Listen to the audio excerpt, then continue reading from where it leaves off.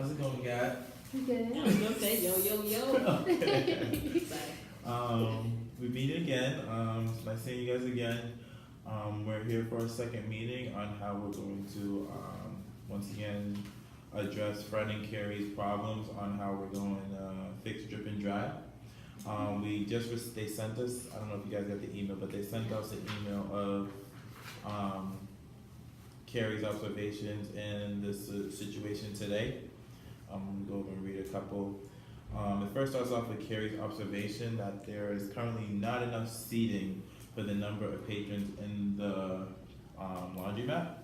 The building is consistently at capacity between the hours of 11 and 3 and 5 and 8. The atmosphere of Drip and Dry is loud and chaotic. When it once was quiet, so I'm pretty sure that means she's trying to get it back to being quiet. Faithful customers are starting to be concerned about what Drip Dry is turning out to be. They're trying to figure out if this is a laundromat or a club, guys. So we kind of have to, many customers are struggling to find parking spaces, even though many are still walking. People who order food at Drip Dry often neglect to pick up their finished laundry in a timely fashion. Drip Dry is not achieving maximum revenue potential, and it is often at capacity. The line for food of ordering of drinks is extremely long during peak hours. So the constraints that she also listed out was, we must not radically deviate from our original business plan and mission. So she still wants to stay on topic of what they set out to do, what they set out to make Drip Dry out to be is starting to fall off, and we want to get it back on track to our original business plan. We have 2 months revenue saved up, which is $38,000 that we have as a budget to address these problems. We want to, of course, still save our old customers, but also get new customers to come into the business. And we want to maintain a comfortable and relaxing atmosphere, not a club. We are not a club. Our other considerations is that we have free Wi-Fi for all patrons. We did a customer poll, and 1/8 of the customers from Drip Dry say they look busy, that the place looks busy, and they refrain from entering. People who purchase 1 beverage per day, on average, stay for 20 minutes. So that's it's something to pay attention to. People who stay longer than 3 hours typically purchase a beverage. I don't know how people who purchase 1 beverage stay for 20 minutes, but people who stay longer than 33 hours typically also purchase 1 beverage. But that's a whole nother debacle. And 1/3 of the available seating is being occupied by customers who stay longer than 3 hours. So there's a lot of stuff going on that we have to address now. And overall, the concern is to make Drip Dry a better place. So we're now going to talk about the process that you guys think we should implement to get Drip Dry back on track. Any thoughts, concerns, ideas, enlightenment? So I think that we should utilize the 7-step process to figure out or help us come up with a solution to fix some of Drip and Dry's issues. What do you guys think? Yeah. 7-step process? That would be the best. I've heard of it. Yeah, I think that'll work. Right. So just in case you guys don't know what the 7-step process is fully, the first step is to define the problem, and then the second step is to describe the current process. The third step is to identify the root causes of the problem. The fourth step is to develop a solution and an action plan for the solution. Step 5 is to now implement the solution. And step 6 is to review and evaluate the stuff that we came up with. And then step 7 is just reflect on what we learned and act on it. And put it into action. Yeah. Okay. So should we go through the 7 steps to basically identify what we want to do here? Definitely. Okay. So what's step 1 again? Step 1 is, what is the problem? Okay, what is the problem? Kathy, what's the problem at Drip and Dry? The problem at Drip and Dry is very chaotic. Too many people, I would say, is carrying capacity according to the email we got from Larry and Carrie. Who? Fred. Fred. She has multiple jobs, so Too many jobs, can't keep up with the names. Sorry. Yes. Carrying capacity, too many people. Too many people. Okay, from Blair and Carrie. All right.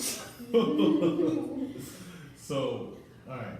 So our problem is that there's too many people in the laundromat, and a lot of people are staying longer than needed, or longer than needed. So that's the problem. Can we all agree on that? Definitely. Okay. And I think that some of the results from these problems is, like Catherine said, overcapacity, drip and dry is now loud and chaotic. People on the outside, when they see that the place is too packed, they don't want to enter the building. Upsetting old customers, which are loyal. So we definitely got to figure out a solution. Okay. So I think we just described step 2 is describe the current process. How does the current process work? How should the process work? And what is the performance gap? I think we kind of touched base on that. Yeah. Like the typical process of laundromat. I mean, everything should, people Run coming in, smoothly. run smoothly, get their clothes put in the washing machine, from the washing machine it goes in the dryer, you fold it and you go home. But because we are drip and dry and we have a cafe, that adds in a little extra, I don't want to say nuance because that was the point of our business, Just but a different dynamic. right, to- a to different drip and dry. right to drip and dry, which causes people coming in for ulterior motives, which are the coffee and the food, and then they kind of just sit out and probably want to do like their students do homework, whatever the case may be. So how would you think the process should run for those people who are coming in and drip and dry, who's not necessarily looking to do laundry, they're looking to come in and sit down and order coffee, and then they do end up sitting there for 3 hours or whatever the case may be. How should the typical process work? Well, we know how the current process is currently working. They're currently coming in and they're come in just for sitting one too coffee long. and they're there for forever. And Yeah. I don't know, are we supposed to push those customers out? I don't or that. Right. You know? don't want to lose the business. Right, because that's kind of what we opened there for. Right. Right. Figure out ways that we can adjust the process, potentially. Not necessarily change up the whole framework of the Drip and Dry Cafe, but definitely figure out ways that we can make revisions to the flow of the daily life at Drip and Dry. So would you say the root cause of the problem is that Drip and Dry has a cafe? Do you think that's the root cause, that it's not just a laundromat, that it's also a cafe which is attracting a different group of people with different motives than just washing and drying, or? No, I think that the cafe is a great idea, but I think that because of the overnight success of the cafe, that we should now implement boundaries to the cafe, or limitations to the cafe, because it's kind of like willy-nilly right now. So once I feel like we create restrictions in a nice way, it will eliminate a lot of our issues that we're having. To build on to that, since we have a laundromat and also a cafe, I believe that we should do 3 different lines, like one for coffee, one for pastries, and one for a washer, like change for a washer machine.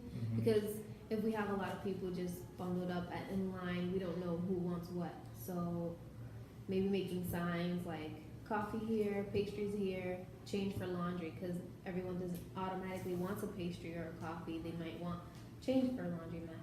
So Okay. maybe like Do you need to even send the people who? So do you even think we should be having the people who are looking for change to even come in line? Don't you think we should get like maybe a faster approach would be Yes. having like change dispensers, instead of having them come having to. everyone bundled Okay. in line. Yeah, so that could eliminate some of the cluster that's coming to the line, because that is a longer line there. What else? To add on to what she had said about the Wi-Fi. Yeah, so I think having Wi-Fi, well, the fact that we have free Wi-Fi is pretty cool. Not a lot of places have free Wi-Fi. However, I know I've used it. but I think it definitely adds to a lot of the chaos that's happening. So of course, if I can get free Wi-Fi to place, and all I have to do is purchase 1 cup of coffee to be able to utilize that Wi-Fi, I'm gonna stay all day, Yeah. especially if I have nothing to do. Same. Which is not fair to everybody else or all other customers that are trying to come in. So I think if we can, again, create a boundary, not necessarily having no free Wi-Fi, but having maybe free Wi-Fi up until a certain amount of time, maybe like an hour. And if you want to stay on the Wi-Fi longer, then I think we should put in a purchasing amount in there somewhere. Yeah, Creating I agree. a website or something that says, you know, if you want, or an account with the customer that connects with the Drip and Dry, maybe points, a word system or whatever. Yep. If you want to purchase more Wi-Fi, then you could do so. Okay. Donate So creating that or boundary, something, yeah. So basically lessen the people who's just there all day. But do you think that's fair? Because now now what if they don't, those people who do come in just because there is free Wi-Fi and wanted to come in, those students who wanted to come in and do their homework there, do you think by cutting them off, limiting them to an hour, we're losing those people to even come to our I don't think we'll. establishment?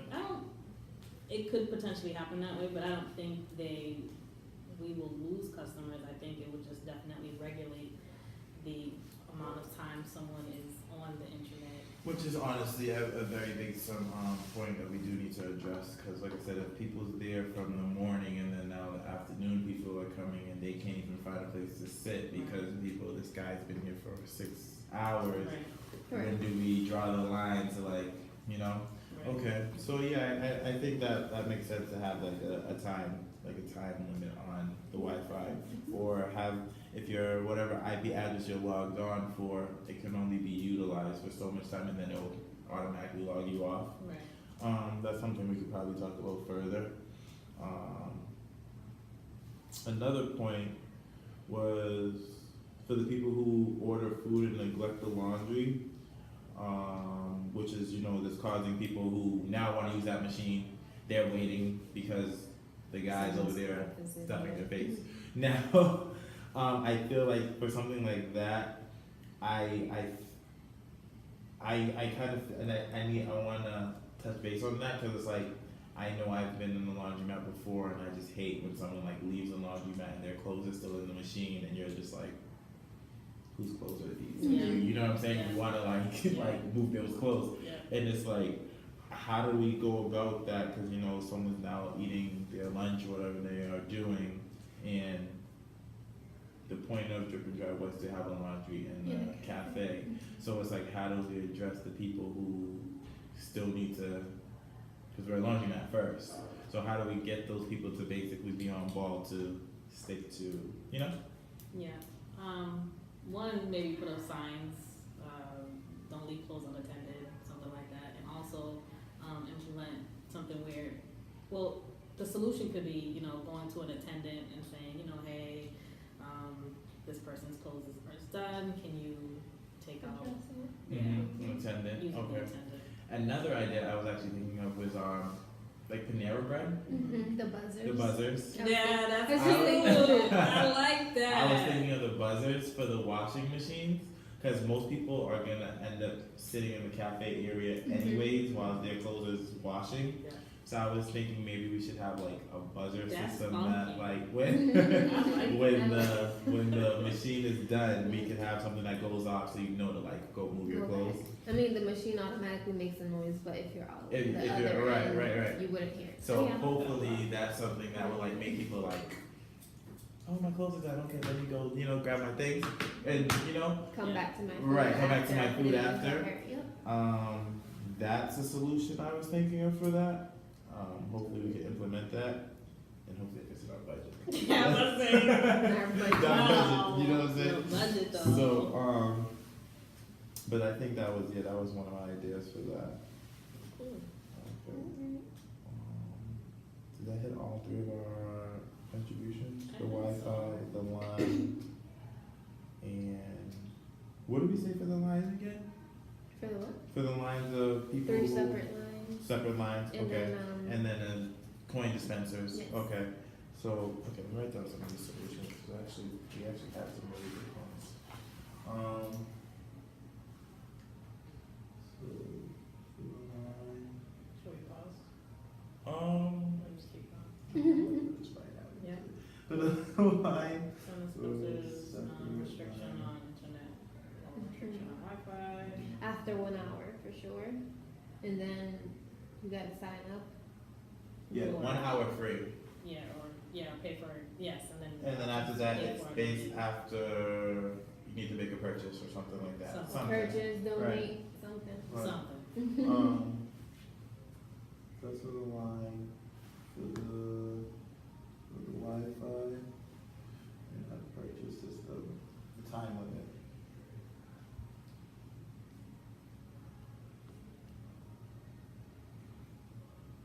So people worried when they neglect loads. Buzzers, store machine. Okay. So I feel like we moved on to like the step 4. We developed a solution and an action plan. Yeah. We know what we want to do. Yeah. We got it all written down. We're about it. You know what I'm saying? We just gotta bring this to Fred and Carrie, Yes, see what they say. If they like it, we'll move on to the 5th step, yes. which is implementing the solution. Now, how do you think we're gonna go about getting these things started? What are the factors that you think is gonna be in separating lines? Are we gonna have enough people who can handle 2 separate lines, one for drinks, one for snacks? Or there's gonna still be enough people on the floor to help the people who are in the washing machine? Is that gonna have to, are we gonna have to start hiring more staff? You know what I'm saying? Yeah, how are we gonna implement this stuff, guys? I mean, it all depends on our budget. On our budget? Everything Right. that we said, I think, really is just determined on our budget. Budget, right? Okay. And we actually do have a very nice budget. That's only 2 months worth that we have. 2 Yeah. months is 38,000. So that's pretty almost like a salary. I'm not gonna say who's, but you know what I'm saying? It's like, like you know what I'm saying? That's my year. It's people's annual. But I feel like that's a pretty nice amount there. Well, with the restriction on the Wi-Fi, I think that's just. Simple It is IP simple. address thing. Yeah. Yeah. Mhm. Yep. I know there's I've been in other places where Wi-Fi locks you off automatically after a Yes. certain time before. So I'm pretty sure we just have to look into getting a tech come out and like set that system up for us. Yep. And it'll just lock people out after a certain time limit. The buzzers for machines, I'm pretty sure that's another something that we just have to work with the tech for. Find someone to come out and basically implement. Here, you take this one if you're going off to, if you're leaving your food or you're leaving the Yeah. floor or something like that. Mhm. Get a set distance, you know what I'm saying? And I think this is what that would work. And Review and evaluate. Just did that.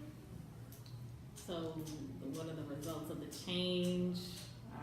So the results are limiting People sitting around. people sitting around, shorter lines, more efficiency, restriction on internet access, which again eliminates a crowded area or people staying long or utilizing the Wi-Fi for too long. yeah, we know the crowdedness and like the people who are not really utilizing our services as much, but our free Wi-Fi, which you know Setting is up office. right, setting up office in the laundromat. And I feel like that would cut back on like a lot of the people seeing that the crowdedness is died down, because I feel like a lot of the problems do come from, the Wi-Fi issue and the lines and, just people not being efficient in productivity and what they're there for.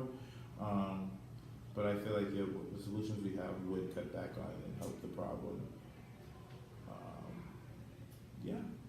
Reflect and act on learnings. So yeah, what could we do?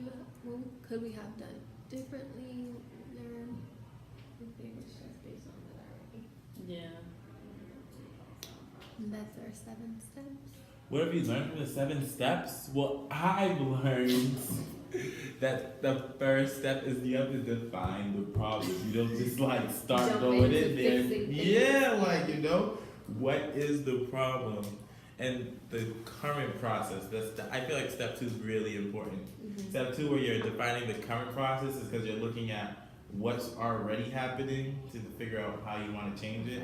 I feel like people know what the problem is and they want to like jump to the solution, but they don't really look at what's currently going on and like the root causes. But yeah, the 7 process really helped us out, and I feel like once we bring this back, Fred and Carrie will be pleased. So. We get a promotion. We'll Yeah. But yeah, guys, I nice meeting with you guys. Next meeting. Till next time. Next time, food, even though we got our own separate individual foods. Yeah, we ate, right? That was a My part of the stomach table. is a little still a little. Stop, that's going to get 7. That's going against our initial plan. Okay. Alright.